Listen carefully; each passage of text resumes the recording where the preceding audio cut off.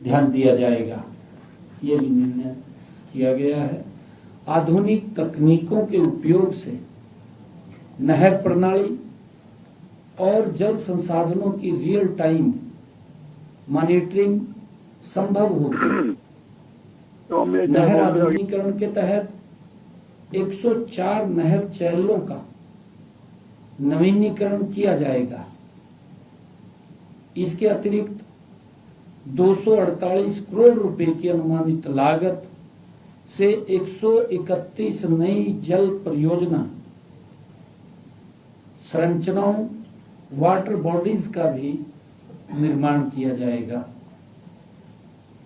कार्यक्रम के तहत सीवरेज ट्रीटमेंट प्लांट एसटीपी से ट्रीटेड वेस्ट वाटर के पुनः उपयोग की भी योजना है, जिस पर लगभग 282.13 करोड़ रुपए की अनुमानित लागत आएगी।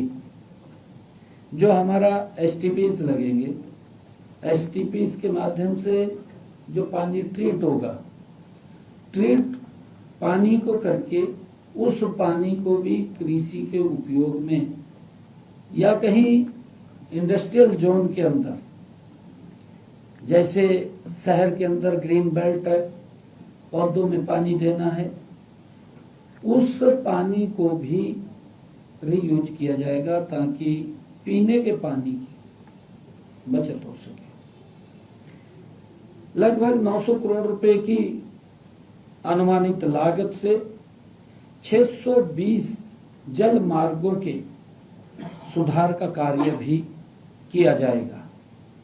इसके अलावा 600 करोड़ रुपए की अनुमानित लागत से 120 नहर आधारित माइक्रो इरिगेशन परियोजनाएं भी इस कार्यक्रम में हमने शामिल की हैं। इसी प्रकार वर्टिकल ड्रेनेज, सब सरफेस ड्रेनेज के माध्यम से लगभग 2 लाख एकड़ जल भराव वाली भूमि का सुधार की भी योजना इसमें बनी है।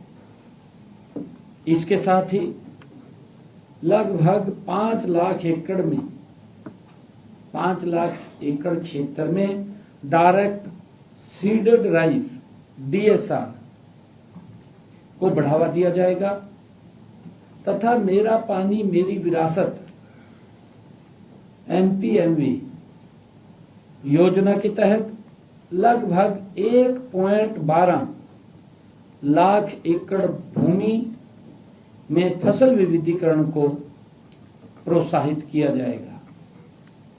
हरियाणा सरकार की जल नीति का उद्देश्य केवल वर्तमान जल जरूरतों को पूरा करना नहीं है, बल्कि भविष्य में भी, भविष्य की पीढ़ियों के लिए भी जल सुरक्षा सुनिश्चित करना है। इसी प्रकार आज पूरी दुनिया, जैसा हम जानते हैं, मंत्रिमंडल की बैठक में यह भी निर्णय लिया गया कि भारत को स्टार्टअप नेशन के रूप में आज पूरी दुनिया देख रही है। बीते 11 वर्षों में देश के यशस्वी प्रधानमंत्री आदरणीय नरेंद्र मोदी जी के कुशल मार्गदर्शन में 100 से अधिक यूनिकॉर्न तैयार हुए हैं भारत में, और 1 लाख से अधिक स्टार्टअप पंजीकृत हुए हैं। हमारे देश का सबसे बड़ा सामर्थ्य हमारी युवा शक्ति है।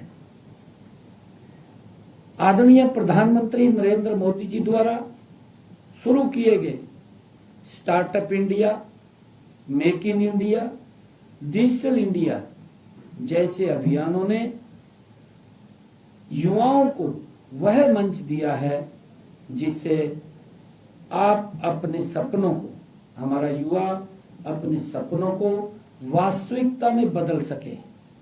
आज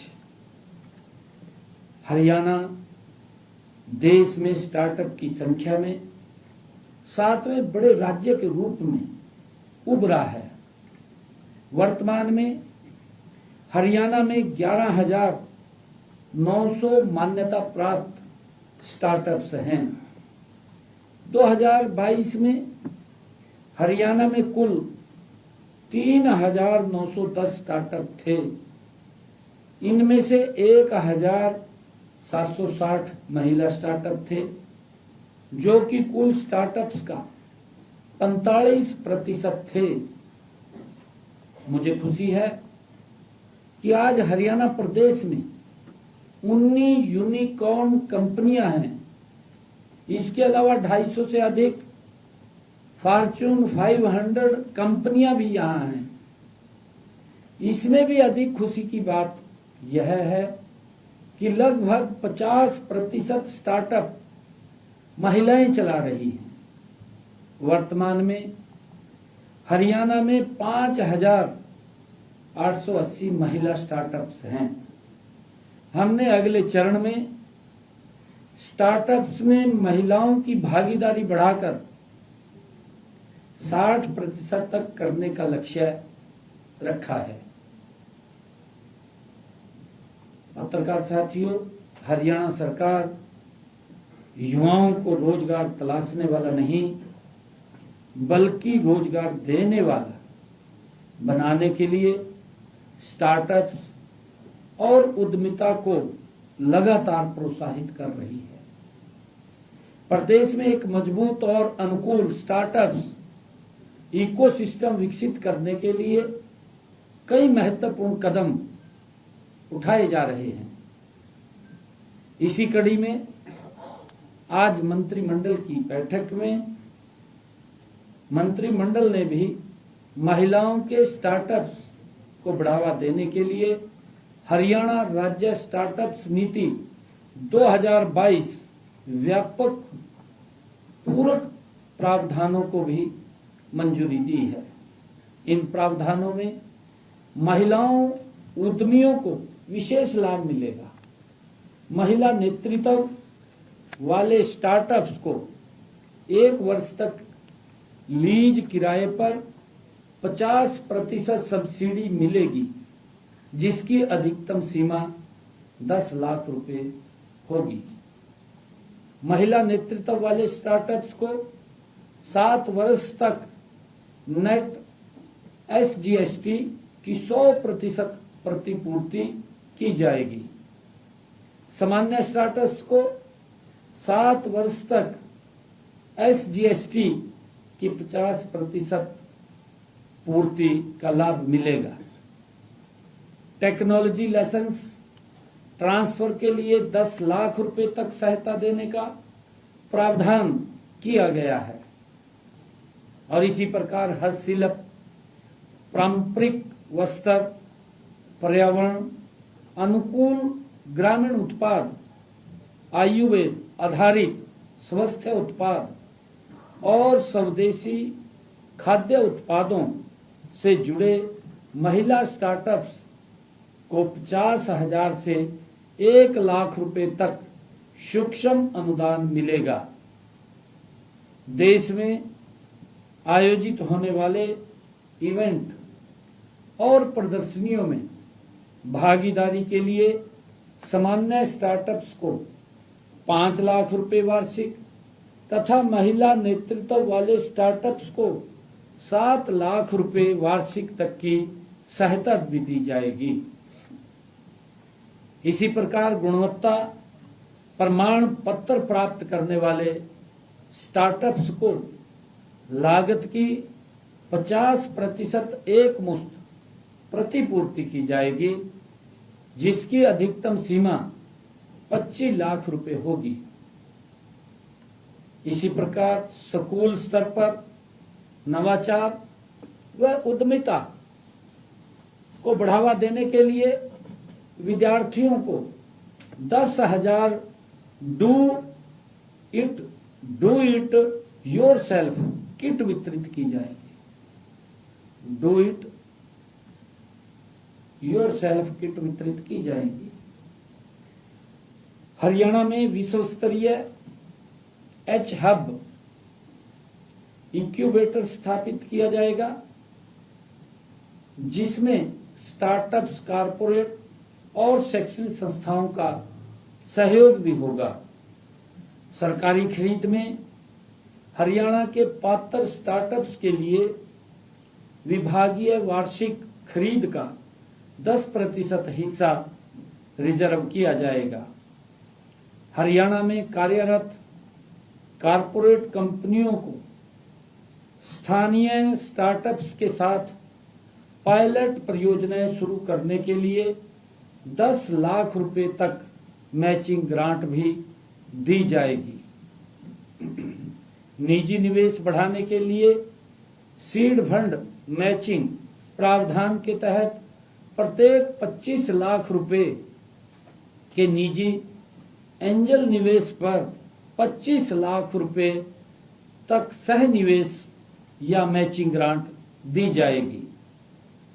इसी प्रकार विश्वविद्यालयों और पॉलिटेक्निक के विद्यार्थियों को स्टार्टअप्स में अप्रेंटिसशिप के लिए प्रोत्साहन देने के लिए स्टार्टअप्स को प्रति अप्रेंटिस प्रति माह 7500 रुपये से तक के वजीफे की 50% प्रतिपूर्ति की जाएगी। यह सुविधा प्रत्येक इकाई अधिकतम 50 अप्रेंटिस प्रति वर्ष तक सीमित होगी।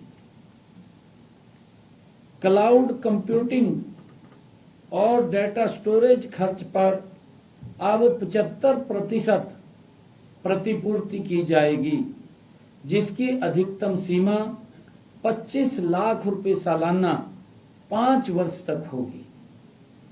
इसी प्रकार चंडीगढ़ में पंजीकृत कार्यालय वाले स्टार्टअप्स को भी लाभ मिलेगा यदि वह हरियाणा का मूल निवासी है। रहता चंडीगढ़ में है परंतु हरियाणा का मूल निवासी है तो उसको भी इसका लाभ मिलेगा। और इसी प्रकार हमने कैबिनेट की बैठक में private coaching institute for role वो आज उसको मंजूरी दिया है। हरियाणा में प्राइवेट कोचिंग संस्थानों को लेकर एक व्यवस्थित और स्पष्ट रेगुलेटरी फ्रेमवर्क तैयार किया गया है। मंत्रिमंडल ने आज हरियाणा प्राइवेट